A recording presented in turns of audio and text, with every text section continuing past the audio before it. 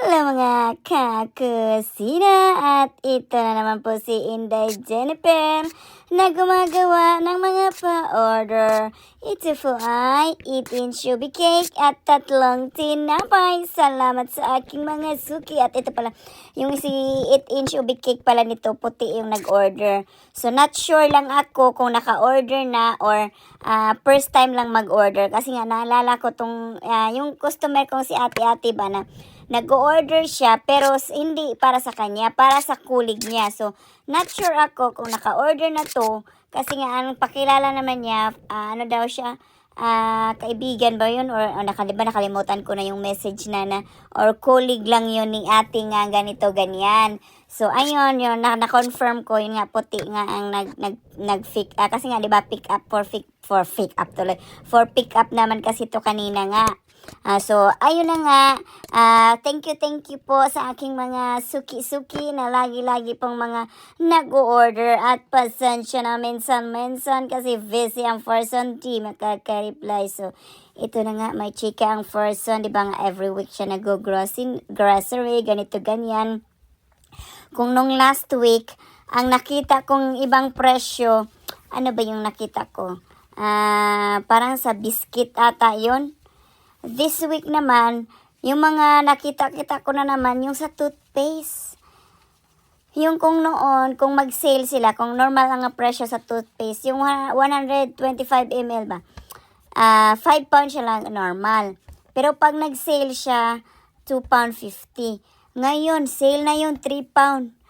Nagtaas na naman siya ng 50 pe. Diyos mio, Marimar. Diba nung nung ano pa talaga, nung kakalanding ko lang first week namin nag-grocery, di ba? Yung chocolate na 49p, biglang nag-80p. Magugulat ka, 49p, naging 50p, pinakamura na yun na tsokolate ha. As in, kasi nga, meron yung every shop dito, may sariling brand sila ng mga tsokolate. So, doon sa lagi kong ginugroceryhan ng mga etchos ko lang mga ingredients na iba-iba kasi nga sipirit, nag-scattered yung pagbibili ko ng mga pang baking ko ba, kaya sa lagi dun yung tawag nito, bilang din yun kasi nga 'di ba scattered naman yung pinagbibilhan ng person sa mga ingredients niya, so iba-iba. So ito na nga, 'di ba na nag 49p na 50p o 80p. Tapos ngayon naman yung biscuit naman nagmahal-mahal. Tapos yung yung ibang ingredients ko rin, ano pa yung nakita ko na nagmahal. Tapos yung asukal, nagdobre na rin kamahal. Hoy, di ko pa na-check yung egg. Kasi nga, dito pulot-pulot na lang ba? Yung egg, yung milk. Ano pa bang mga pinaggagamit ko dito? Di ba nakalimutan ko na tuloy.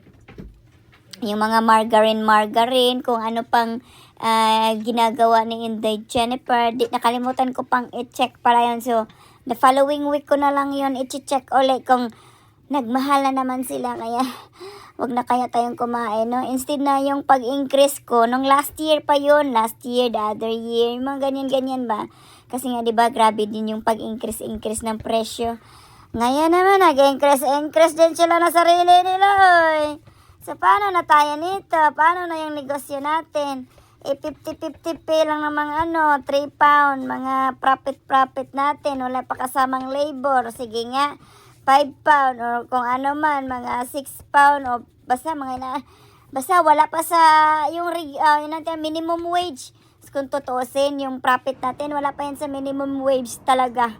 Kung tutuusin, so, yan lang naman ang chika na Inday Jennifer. Salamat sa pagtanaw. Hunted sa sunod. Mama, chup-chup, ma-enjoy. I love you all. So, yan lang ang chika-chika natin. Bye, mama.